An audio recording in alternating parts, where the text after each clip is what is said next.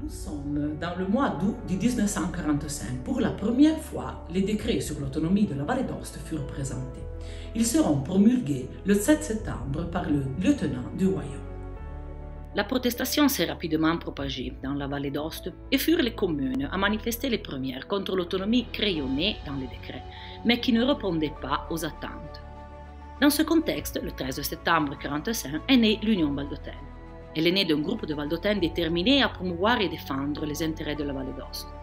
L'histoire ainsi que l'action politique du mouvement ont conduit notre région à renforcer son autonomie, qui a eu au cours des siècles un parcours fluctuant, dont le fil rouge a toujours été un profond sentiment d'appartenance à la communauté valdôtaine, qu'aucun centralisme, même le plus aberrant, n'a pas éradiqué.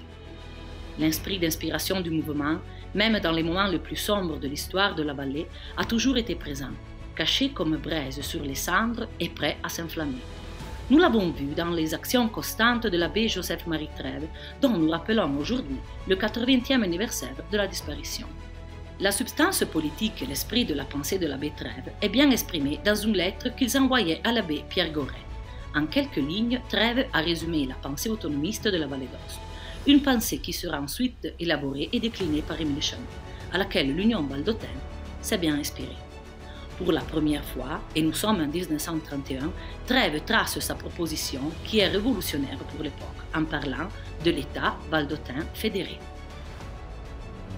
Mais si, il y a presque 100 ans, Trèves parlait sans hésitation de fédéralisme, ce fédéralisme que souvent nous citons dans nos discours, qui est présent dans nos statuts, mais aujourd'hui, où sommes-nous? Voici alors le défi pour le futur de l'Union valdôtaine. Il faut reporter au centre de l'action politique le fédéralisme et l'autonomie.